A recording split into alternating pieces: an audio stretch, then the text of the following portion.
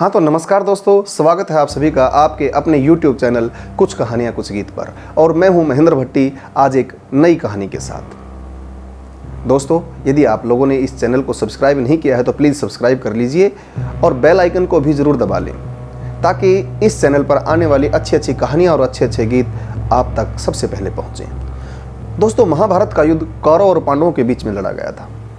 पांडवों की तरफ से भगवान श्री कृष्ण भी थे और कौरवों की तरफ से द्रोणाचार्य, कृपाचार्य और भीष्म पितामह जैसे महान योद्धा भी थे।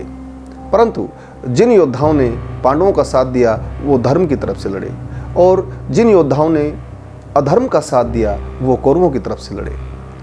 दुर्योधन अपने सभी भाइयों में, सभी कौरवों में सबसे बड़ा था, और वो बड़ा हठी भी था और अधर्मी भी था। पूरी महाभारत में दुर्योधन को एक अधर्मी पात्र के रूप में ही दिखाया गया है। परंतु फिर भी यदि हम स्वर्गारोहण पर्व को पढ़ते हैं तो उसमें पता चलता है कि दुर्योधन को और उसके सभी भाई कौरवों को स्वर्ग प्राप्त हुआ, जबकि पांडवों को नरक में जाना पड़ा। हाँ दोस्तों, पांडवों को नरक में जाना पड़ा और कौरवों को स्वर्ग मिला। ऐसा क्यों हुआ, आज की इसी कहानी में हम यही जानने की कोशिश करेंगे। स्वागत करता हूं आप सभी का नई कहानी में। दोस्तों, महाभारत के युद्ध के पश्चात पांडवों ने 36 वर्ष तक हस्तिनापुर पर राज्य किया।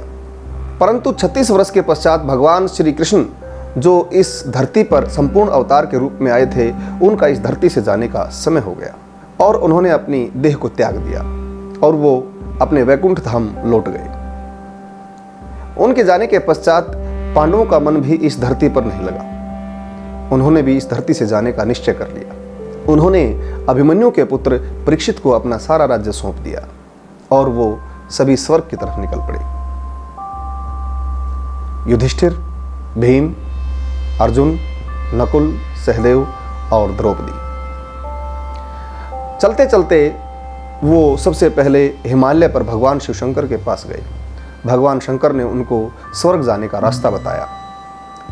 बर्फीले रास्तों में चलते चलते उनके साथ एक कुत्ता भी हो लिया। रास्ता बड़ा दुर्गम था, बड़ा कठिन था, बड़ा मुश्किल था।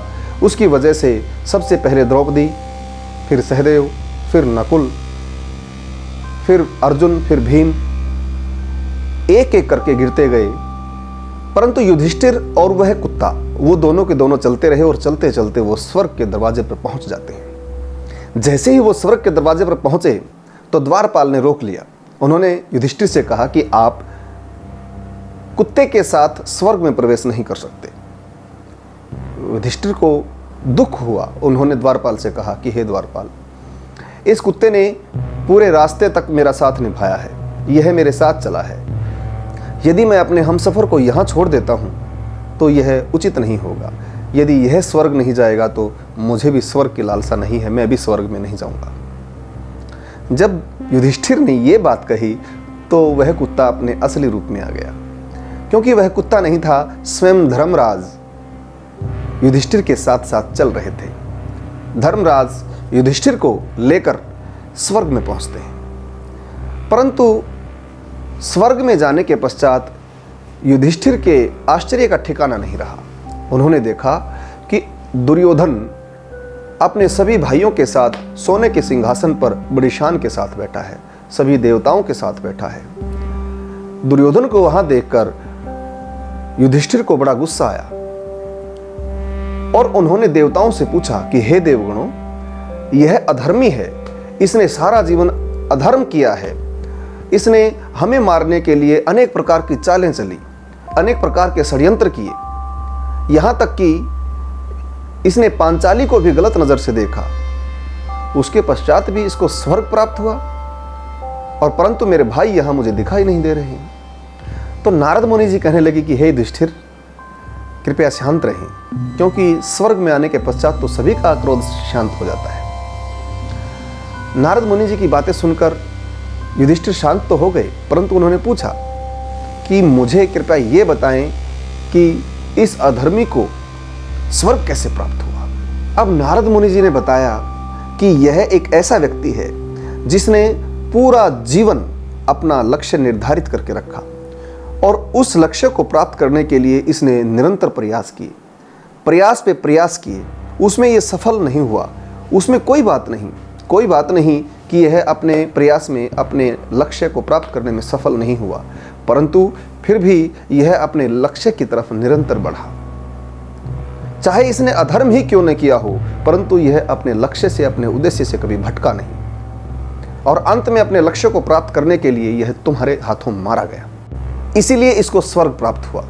और इसके भाइयों ने भी बेशक से अधर्म किया, परंतु वे दुर्योधन के लक्ष्य को प्राप्त करने के लिए उसके साथ रहे, और वो सब तुम्हारे हाथों से मारे गए, इसलिए उनको भी स्वर्ग प्राप्त हुआ। नारद मुनि की बातें सुनकर युधिष्ठिर का गुस्सा शांत हो गया, परंतु उन्होंने कहा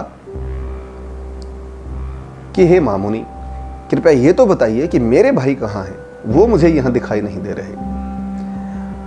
युधिष्ठिर की बात सुनकर एक देवदूत वहां आता है, और देवदूत ने कहा कि हे धर्मराज, आप मेरे साथ चलिए। अब युधिष्ठिर देवदूत के पीछे पीछे चलते हैं। चलते चलते वो एक ऐसे स्थान पर पहुंचे जहां से बड़ी दुर्गंध आ रही थी। वहां रोशनी भी नहीं थी। चील कौवे मांस खा रहे थे, लोगों को नोच रहे थे, कटे फटे अंगों वाले लोग वहां घूम रहे थे, चीखने चिल्लाने की आवाजें आ रही थी। ऐसे स्थान को देखकर युधिष्ठिर का मन विचलित हो गया, परंतु वो देवदूत के साथ साथ चलते रहे। जब बहुत देर हो गई चलते चलते, तो देवदूत से पूछा कि हे देवदूत, हमें और कितनी देर चलना होगा? तो देवदूत ने कहा कि हे युधिष्ठिर, यदि आप चाहें तो आप अब भी लौट सकते हैं, आपको अब भी स्वर्ग प्राप्त होगा। परंतु युधिष्ठिर ने कहा कि नहीं, मेरे भाई जहां होंगे मैं वहीं रहूंगा। जब युधिष्ठिर ने यह बात कही तो उनको कुछ ऐसी करुणामय आवाजें सुनाई दी जो उनकी जानी पहचानी थी। युधिष्ठिर ने पीछे मुड़कर देखा तो भीम, अर्जुन, नकुल, सहदेव और द्रौपदी सभी वहां थे। उनको देखकर युधिष्ठिर खुश हो जाते हैं और देवदूत से पूछने लगे कि हे देवदूत, मेरे सभी भाई नरक में हैं, तो मैं नरक में ही रहना पसंद करूंगा, मुझे स्वर्ग नहीं चाहिए। ये मेरे वो भाई हैं जिन्होंने पूरा जीवन मेरा साथ दिया, मेरी सेवा की और मेरे हर कार्य में मेरी सहायता की। जब युधिष्ठिर की ये बात सुनी तो तुरंत रोशनी हो जाती है, दुर्गंध सुगंध में बदल जाती है और वह नरक का स्थान स्वर्ग में बदल जाता है। सभी देवी देवता वहां आ जाते हैं और देवताओं के आने पर युधिष्ठिर ने सभी को प्रणाम किया और धर्मराज से पूछा कि हे धर्मराज, यह क्या था?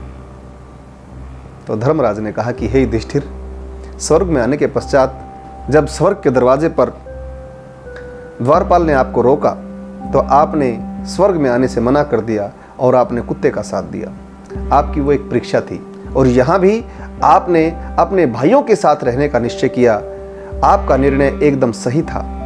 आपने अपने भाइयों के साथ रहना पसंद किया, न कि स्वर्ग में। यह आपकी आखिरी परीक्षा थी और आपने एक झूठ बोला था।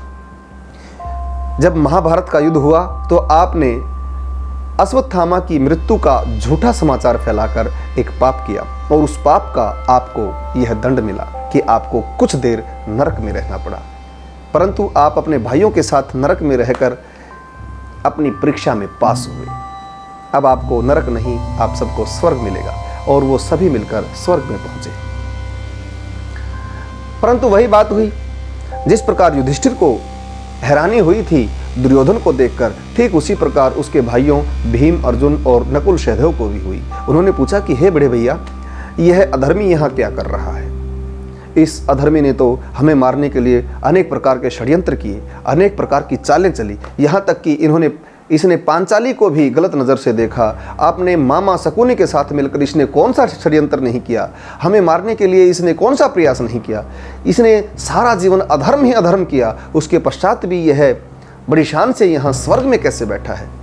तो जो बातें नारद मुनि ने युधिष्ठिर को बताई थी, वही बातें युधिष्ठिर ने अपने भाइयों को बताई कि हे भाइयों, इसने पूरा जीवन अपने लक्ष्य को निर्धारित करके रखा। एक उद्देश्य की प्राप्ति के लिए इसने सारा जीवन एक ही पथ पर यह चलता रहा, चाहे इसने अधर्म का ही रास्ता क्यों न अपनाया हो, और उस लक्ष्य को प्राप्त करने के लिए इसने अंत में हमारे हाथों अपने प्राण भी गंवा दिए। इसके लक्ष्य की प्राप्ति के लिए, इस अटल उद्देश्य को लेकर इसको स्वर्ग मिला। अब युधिष्ठिर की बातें सुनकर सभी भाई शांत हो गए और बहुत लंबे समय तक कौरव भी और पांडव भी मिलकर देवताओं के साथ स्वर्ग में रहे। तो दोस्तों, ये थी कहानी कि दुर्योधन को स्वर्ग और पांडवों को नरक क्यों भोगना पड़ा। आशा करता हूं कि आप लोगों को यह कहानी पसंद आई होगी। मिलते हैं फिर अगली कहानी में।